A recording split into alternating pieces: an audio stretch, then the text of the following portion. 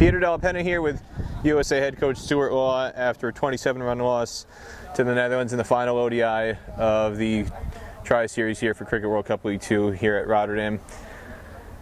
It's almost a carbon copy of what happened the last time you teams met up. You looked like you were in a good position in the chase, and then all of a sudden you weren't. And in this case, there was just a very peculiar incident. The runout seemed to be what sparked the collapse.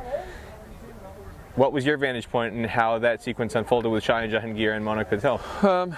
Yeah, look, even before then, I think, once again, we got ourselves into really good positions. Seemed to have the chase under control. The run rate was never an issue. It was the wicket rate that was getting out of control. And even in the last game, we got ourselves into really good positions. We just lost wickets at the crucial times, and you can't afford to do that against a team. Netherlands, credit to them, they bowled really well. They attacked the stumps. The field really was in tight, so they made it hard for us to score. We couldn't just rotate the strike. We had to hit the occasional boundary, which we were doing, but we just made too many mistakes. The run out, it's unfortunate that these things happen, but it just comes down to being alert and your match awareness as to what is going on around you. So it's an unfortunate thing. No one likes getting run out in any case, but that did sort of put a halt to our run scoring.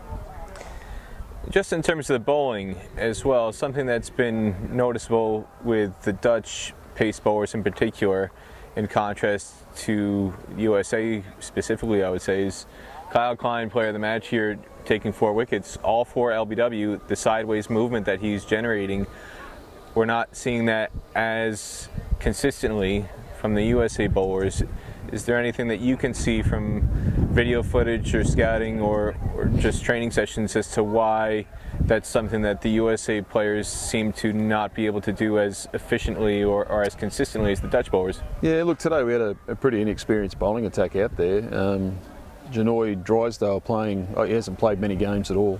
Started into cricket late, but I think from when he first started with us to now, he's improved out of sight. Abhishek Paradkar as well. He's just finding his way in this sort of cricket as well. So, look, there are some experience gaps. The Dutch boys have been playing together for quite a while. They probably had a bit of cricket overseas, either in South Africa and in the UK, where the systems teach you how to run in and just hit a pitch hard at back of a length at the stumps.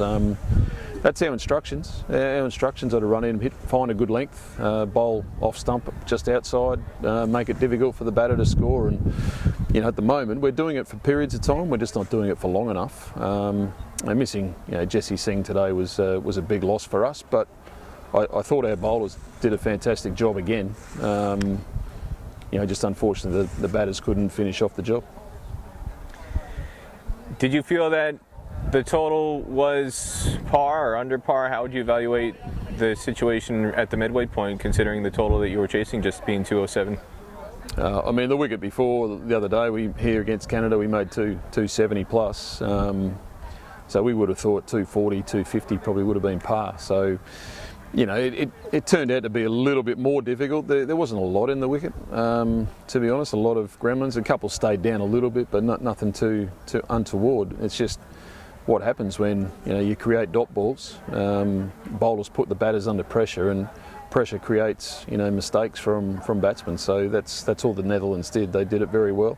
They were well led by Scott Edwards. He seems to be a very aggressive captain. Changes for his bowling changes were excellent.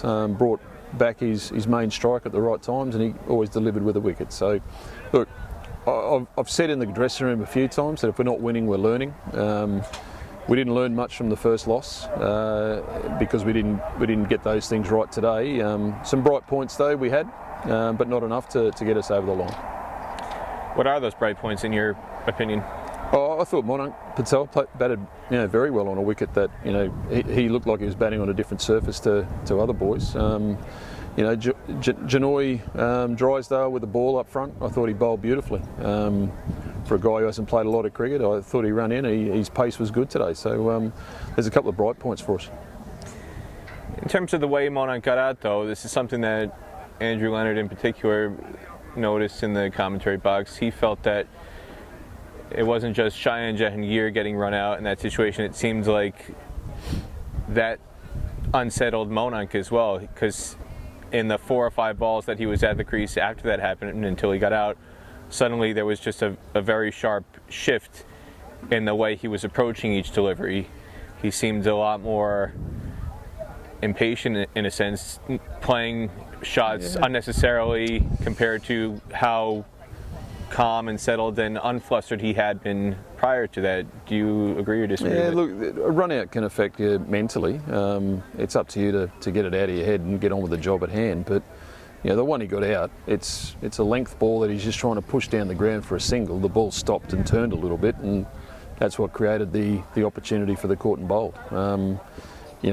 Good bowling, the pitch behaving slightly differently. Sometimes that does create the wicket. I don't think we can put it down to the run out that Monank got out. I think the wicket played a bit of a part in that too. And look, it's very difficult. We needed someone else to stick their hand up. We always talk about 2 partnerships in this as well, 2 big partnerships. We didn't really get one today, and that's probably the downfall for us.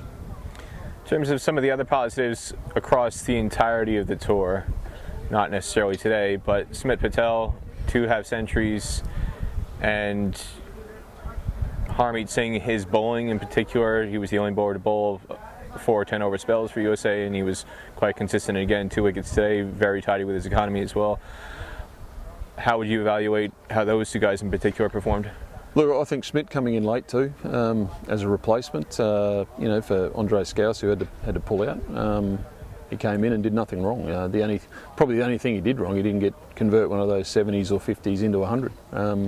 He had the opportunity to do that in the first game and missed out. And the other day he had the opportunity again. But I spoke to him about that, and I said that's probably the only thing you can get better at, is making sure the 70s, become 140s, 150s. And open the batting in 50-over cricket.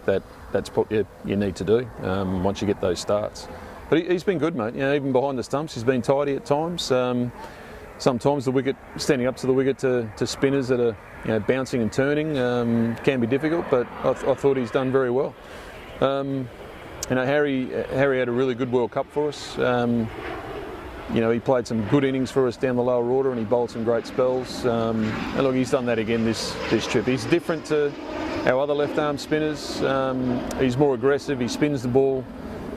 He changes his pace more, and he gets a bit of flight and a bit of turn. So on his day, he's a handful to combat. I asked you before, in terms of some of the younger guys and what opportunities they would get in the ODIs, and you were pretty steadfast in that you want to pick your best 11 because you've got the competition structure, the way it's configured in Cricket World Cup League 2, every game matters across the 36. Yep. T20I is slightly different because you've already qualified for the 2026 T20 World Cup. Taking that into consideration, what's the likelihood of some of those younger guys like Asaimu Kamala or Notkar Srivastava getting opportunities in these T20Is to show what they can do as you build a squad towards that T20 World Cup in 2026? Yeah. Look, we can be a little bit more relaxed, but we can't neglect it either. When you think it's only 14, 15 months away, the next T20 World Cup. So look, we'll sit down and have a chat about it. We've got a couple of days where we can have a good think. Maybe there may be opportunities. 450-over games are not long. It takes its toll on a few players. There might be a few guys who are willing to rest. We need to assess what's happening with Steve Taylor as well. There may be opportunities. We'll have to wait and see. But I'm keen to give particularly Saitaja a go. He's played for the USA before. He's done well before. And look, he probably does deserve a first crack at it if there is an opportunity. So we'll have to wait and see. And then finally, Yasir Mohammed. I'm somebody who's hammered on constantly about the fact that USA hasn't developed a leg spinner in T20 cricket, and they are incredibly valuable in T20 cricket when you look at some of the other squads across the world. You've got 2 years, whether it's him or somebody else. Philosophically for you, how much value do you place on having a leg spinner in T20 cricket? Yeah, I've wanted a leg spinner in the squad for since I've been here. And it's good now that we've got, Yassir in here in particular. I thought he bowled well the other day as well on a wicket that was conducive to a bit more turn. So I think he will, we'll look at the conditions we're going to. Kampong, different pitch again. We had a couple of practices out there. It looks pretty decent. But I'd like to use a leg spinner in T20 cricket for sure. So, Yassir, he should expect a bit of cricket over the next week or so. Anything else you want to say about the ODIs or the outlook for the T20s coming up? No, just really enjoy, watching our boys go about it. We're going to get better. The good thing about losing, you've always got something else to work on and something else to talk about. So, we'll get back to work and hopefully we'll get it right for the next phase in Namibia. There you have it, USA head coach Stuart Law. Thank you very much.